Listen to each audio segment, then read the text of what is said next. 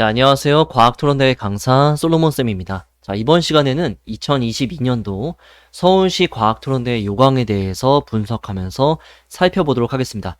굉장히 중요한 내용이 포함되어 있으니까 잘 봐주셔서 도움을 받아가셨으면 좋겠습니다. 2022년 서울시 과학토론대회 요강이 발표되어 있는데요. 자, 2월에 오픈이 된 내용이고요. 중요 검토사항은 크게 5가지예요. 첫 번째, 대회 이름이 변경되었습니다. 자, 크게 중요한 내용은 아닐 수 있는데, 자, 대회 이름이 원래는 청소년 과학탐구대회라는 대회였죠. 그쵸? 근데 청소년 과학페어라고 대회 이름이 바뀌었어요. 대회의 세부 내용은 동일하니까 그렇게까지 신경 쓰지 않으셔도 될 것 같습니다. 네, 굳이 대회 이름을 변경한 이유를 따져보자면 최근에 교육부 방침하고 좀 일치한다고 볼 수 있겠는데, 최근 생기부 기재 요령에서도 살펴볼 수 있듯이 이 대회라는 명칭을 점차 사교육 과열을 막기 위해서 없애는 추세예요.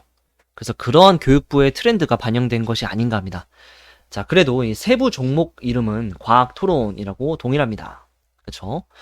자, 대회 이름은 바뀌었어도 전국대회 있죠. 전국대회. 한국과학창의재단에서 주최하는 전국대회로 연계되는 것은 동일합니다. 그렇죠? 그래서 청소년 과학페어라고 이름이 바뀌었어도 전국대회의 청소년 과학탐구대회에는 연계가 되기 때문에 시대회에서 금상을 탄 학생은 전국대회의 청소년 과학탐구대회에 출전하게 되는 것입니다. 이해되셨죠? 그 다음 두 번째입니다. 1인 단독 참가입니다. 자, 이거는 2021년도부터 적용된 규칙인데요.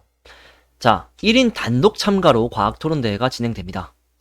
좀 더 자세하게 살펴보자면 원래 그 2016년도까지는 과학 토론대회가 아니라 우리 과학 탐구 토론대회라고 해가지고 실험이 있는 대회였는데 그때는 3인 1팀이었죠. 그쵸? 그리고 2017년도부터 2019년도까지 3년 동안은 과학 토론대회로 진행됐는데 이게 2인 1팀이었어요. 그쵸? 이게 굉장히 안정적으로 유지가 되고 있다가 2020년도에는 코로나 때문에 과학 토론대회가 진행되지 않았고 2021년도에 다시 재개된 과학토론대회에서는 1인 단독으로 2인이 팀이 아니라 1인 단독으로 참가되게 됩니다. 이것은 전국적으로 교내대회나 교육청대회 그리고 전국대회 모두 해당되는 내용이기 때문에요. 참고해 주시기 바랍니다. 세 번째, 비대면 예선대회입니다. 자, 이 부분 역시 2021년도 그러니까 작년도부터 적용된 내용인데요.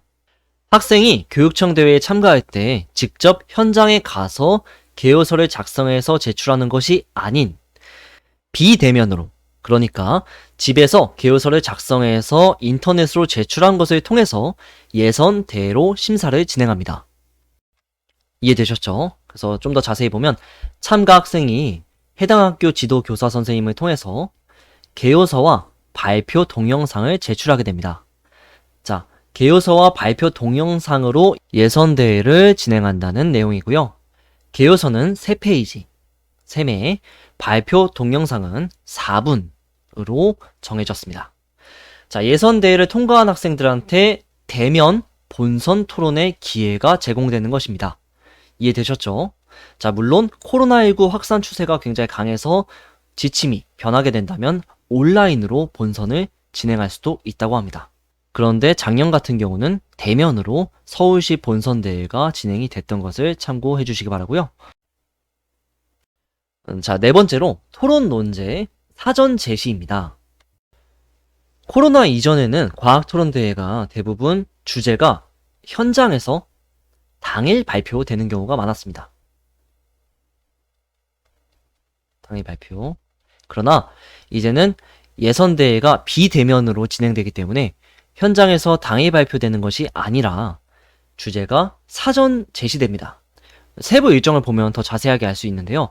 2022년 4월 18일에 그러니까 오전 10시에 홈페이지에 토론 논제가 탑재될 예정입니다.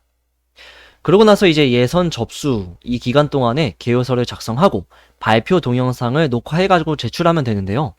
그 제출 기한이 5월 13일까지입니다. 그러니까 거의 약 한 달이 좀 안 되는 시간 있죠.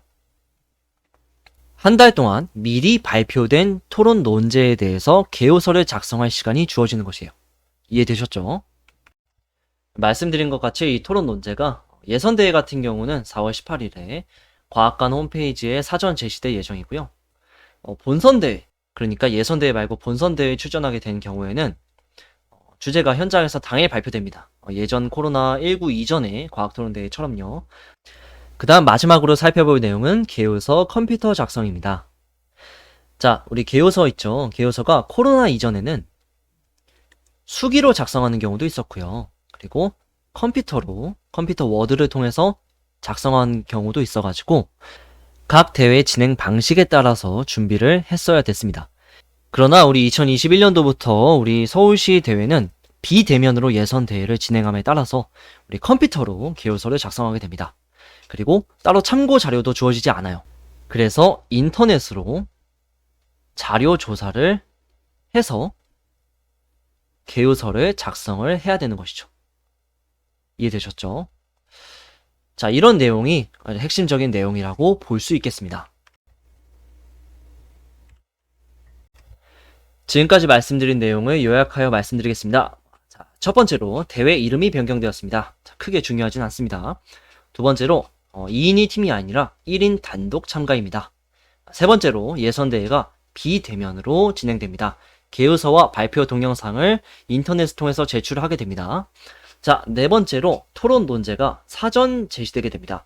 4월 18일 과학관 사이트에 게시 예정입니다. 자, 다섯 번째로 개요서는 수기가 아니라 컴퓨터로 작성되게 됩니다.